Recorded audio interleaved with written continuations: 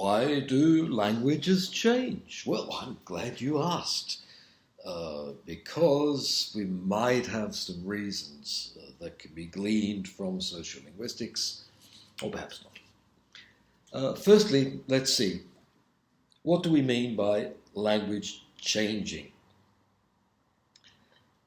It's not quite the same thing as parents who always complain about the way their children use language. And all parents in all times of all generations have always complained that their children are destroying the correct use of language. And it's not so. We know that there's a phenomenon called age grading, where children speak like children, teenagers like teenagers, middle-aged people like middle-aged people, old people like old people, and that's normal and cyclical generation after generation. That's called age grading. It's not language change. Okay? Then I think we've looked at in this course a classic study on Oberwart. This is the town where German displaced Hungarian in various social domains. Okay? And so there was a change happening, obviously, over time, but that's called language shift.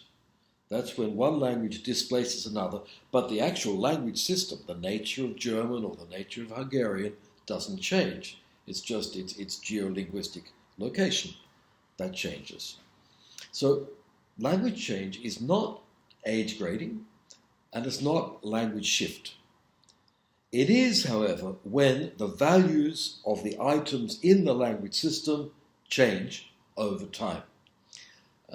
Let's see, the classic studies, I'll be looking at some of the classic studies here.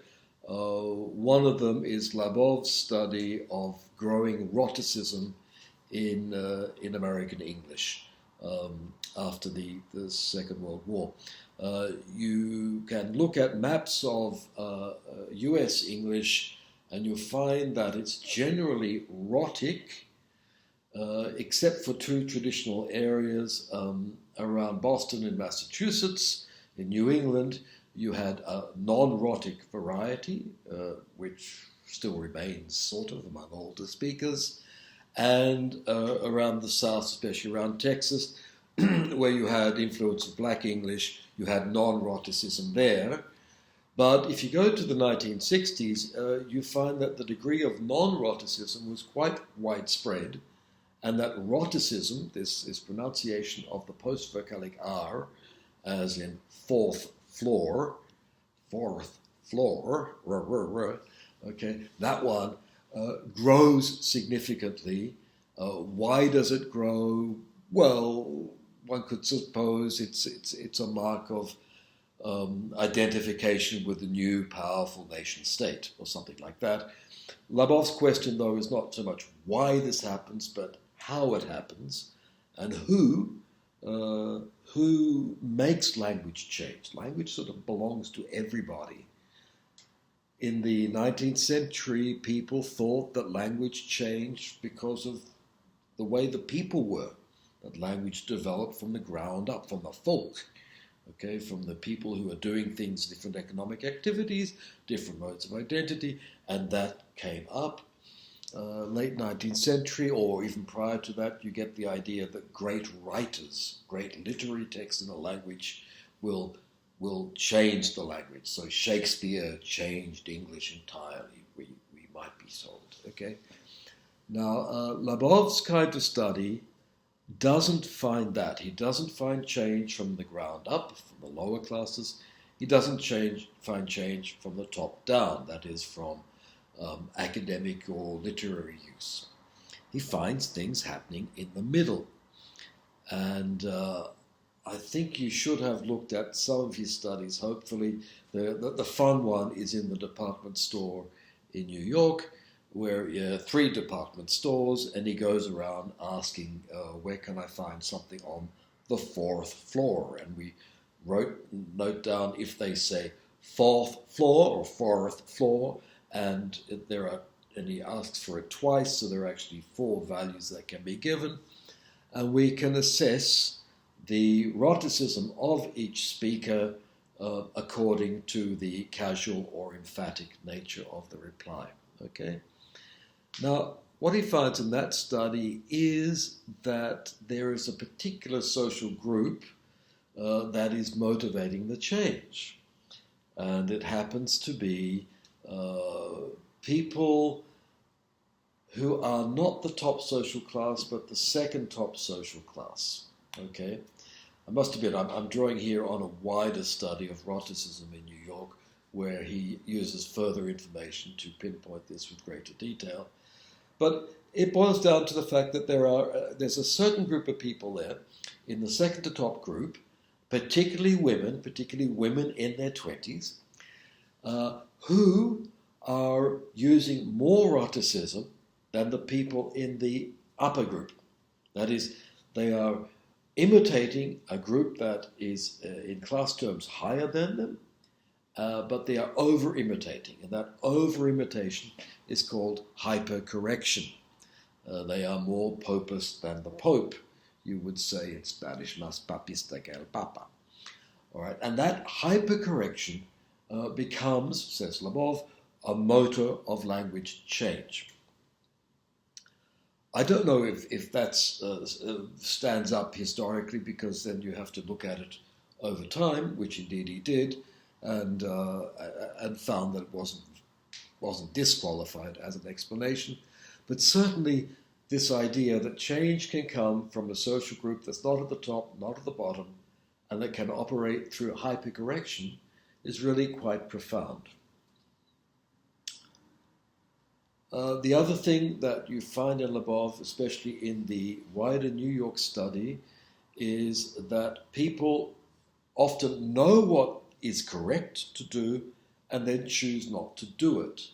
So Labov had these various speech styles, you might remember, from casual speech to reading minimal pairs, that is, paying a lot of attention to pronunciation.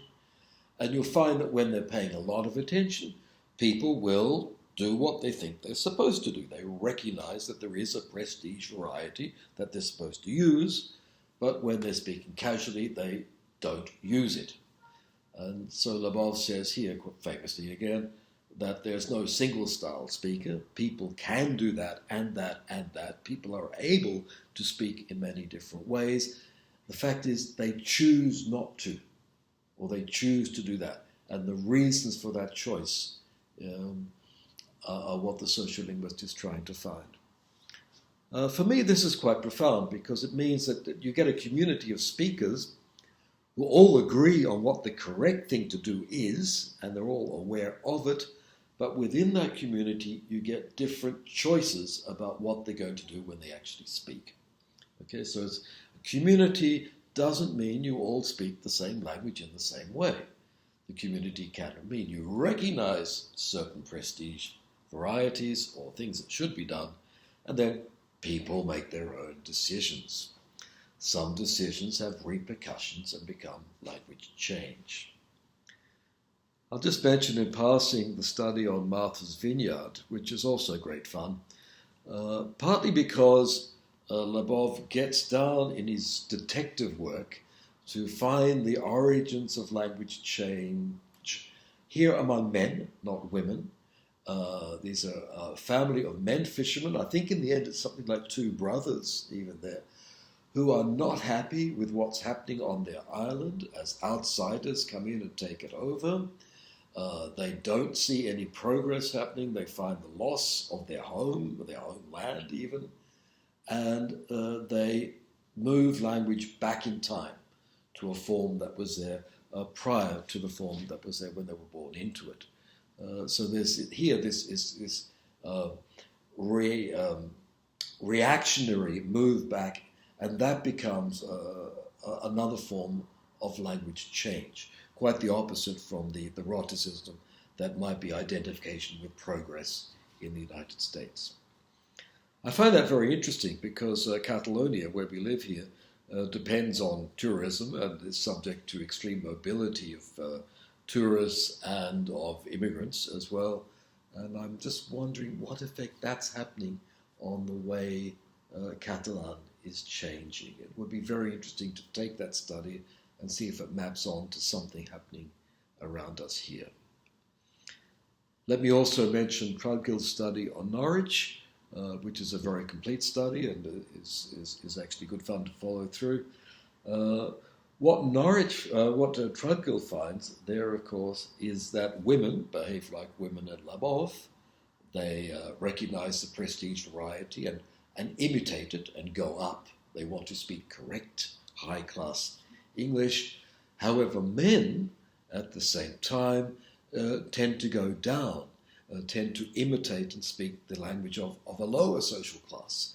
So Trudgill sees prestige as motivating language change for women, but then covert prestige, this prestige of being one of the boys with the men and developing group identity as operating for men. And so you've got this quite complex class-ridden society where men and women are using language in very different ways and both exerting change pressures on that language. Both Labov and Trudgill have been working in, what should we say, capitalist, industrial, post-industrial capitalist society with fairly pronounced class structures and race structure in the case of the United States. And they find their main explanations in terms of social mobility, which is understandable enough given the nature of the societies they're working with. In the United Kingdom, it might also have to do with the loss of the empire and thus with the loss of the authority of an upper class. Men no longer want to speak like that upper class because it failed in its historical mission. Beyond those societies, though, I think you should be prepared to look for quite different kinds of dynamics. I don't think that where we live here, class structure has a major effect on language. It's well known that Spanish, Catalan, and Romance languages around us depend more on regional identification than with class identification. And I think that if we're going to look for what's changing language here, it's going to concern more mobility, the mobility of workers moving in and out, of immigrants coming in, and in this case, tourism here, massive mobility around us, massive presence of many different languages. And then the second factor will have to be technology, of what the technological extension of speech act situations is going to mean for where and how language is used.